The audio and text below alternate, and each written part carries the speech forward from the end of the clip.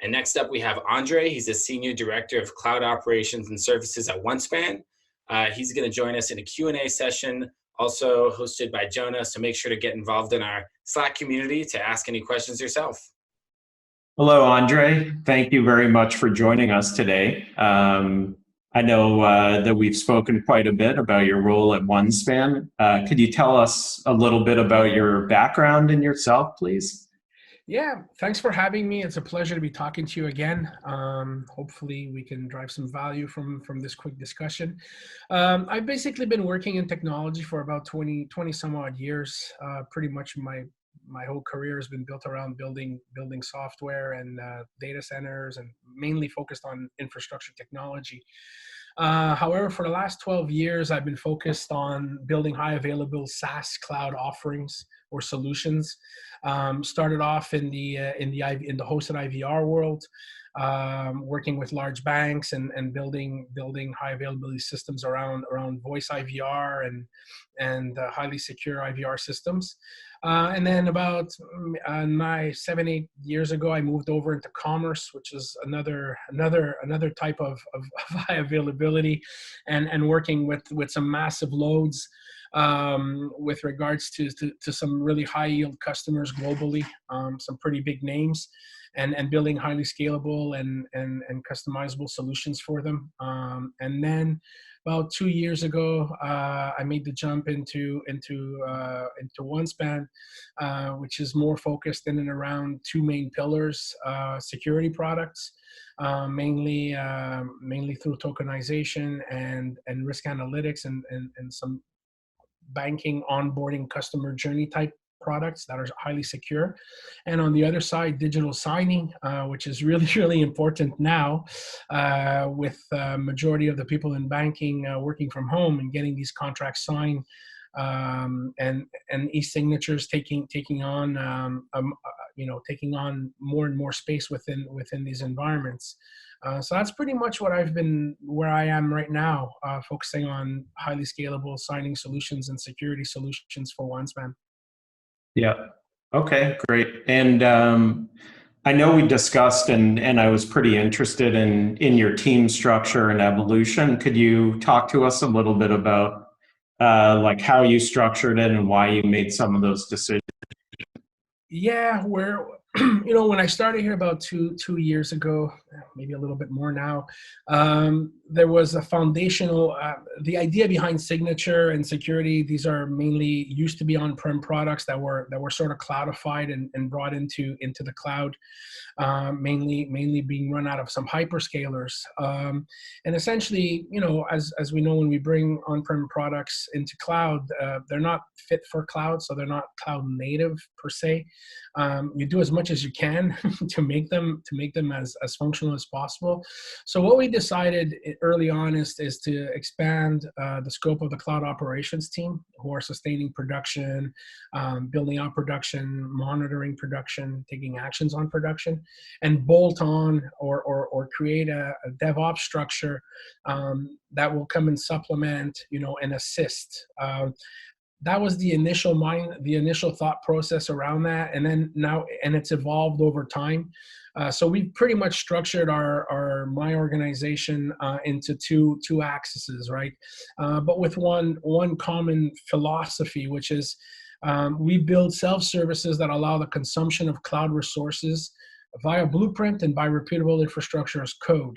And what this does, or at least the mindset, what it does, it allows for our internal stakeholders to be able to and consumers to observe what's happening in the various different services we're providing, in the underlying infrastructure as well as security, while doing what they need to do. And this should be the focus of the developer team, right? So, it allows them to rebuild, test seamlessly. We've also started to focus within the last year and a half, partnering up with various different services in and around building a unique developer experience, which spans the whole of the SDLC lifecycle as we define it. The end state goal being that our developers need to be able to focus on one thing and one thing only, which is building kick-ass code. And so this is the main ethos that drives us.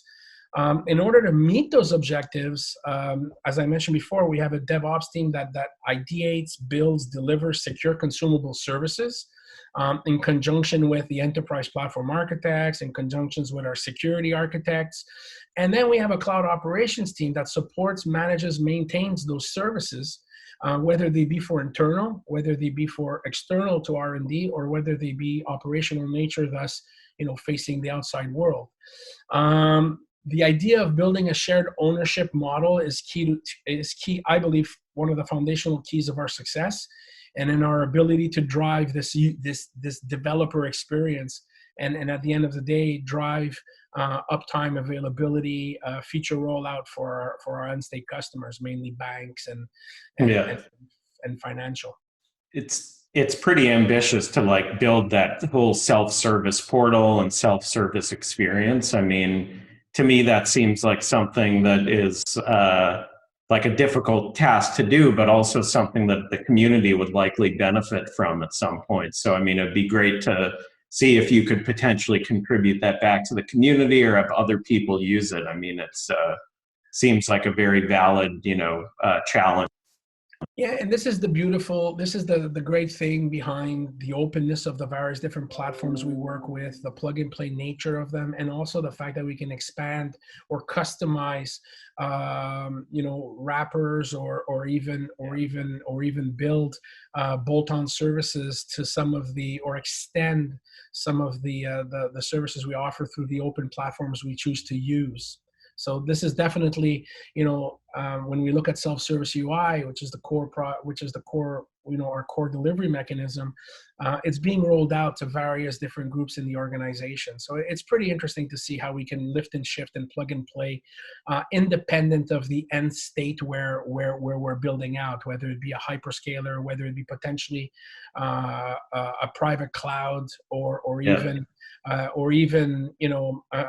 something in-house IT, as an example. Yeah, and obviously part of that is that you could control exactly what and how it's getting deployed. So shifting to observability, when someone requests something in the portal and you do the automated deployment, the instrumentation, the visibility is already there because you're controlling, the life cycle of that asset or component. Maybe you could talk a little bit about your kind of strategy and where you see things going with observability there. Yeah, guaranteed. I mean, for us, observability, monitoring, allow us to better support all of our end state customers or consumers of our services, whether, again, as I mentioned, they be internal to R&D, external to R&D, or even external to OneSpan from a perspective of an external large customer wanting to instrument or be able to reuse some of the stuff we've put together. The external part of it, I won't focus on that a lot over here. I think everybody understands the importance of observability and monitoring with regards to uptime and availability. If we focus on the internal, what's internal to R&D, we come back to the developer experience, and this is key and front and center to how we're gonna succeed and how we're gonna win. Is the ability for them to see, find, isolate, repair, fix, correct issues that may be happening within code delivery, within the performance of said code, or even potentially within the optimization of the code with regards to the end state where it's deployed.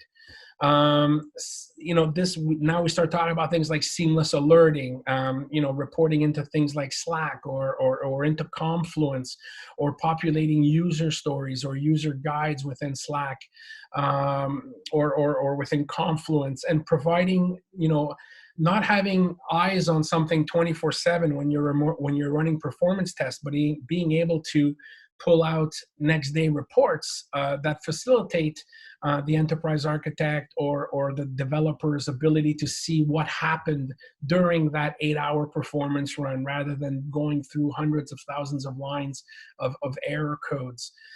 So the ability to use observability to enable quicker response, to enable the ability to find things quicker is critical in being able to roll out things quickly. And lastly, to our external R&D, and I think this is where we start talking. I believe we had some interesting discussion on this, but the biz ops, or the business operations part of what we do, being an R&D or being a product focused organization, is on the product management side and on the C-level suite, and allowing them to be able to see or gain better insights into how well we are forecasting, how well we are estimating, how how complex are the products that we're delivering, and be able to evaluate those through metrics and reports, how many, or even be able to take that down into the various different Scrum teams and say, why is one Scrum team performing better than the other? Or why is this team not struggling as much as this other team seems to be struggling with this and this? Or, and then, whatever we find can be then seamlessly rolled out and used at large across the portfolio or the suite of services that we offer. And this is what makes observability and the ability to tie in these tools very, very important to us. Gaining the trust of our C-level suites and our product management team to believe in our ability to adequately, forecast and do these types of things. And ultimately, for the end state customer, or for the business itself, for our business, better performance management, better cost forecasting, better costing of features, and making sure that when we're instrumenting against those various different vectors that allow us to understand what the true cost of building something is. Yeah, makes sense. And how does open source play into this in general, and your future plans around observability?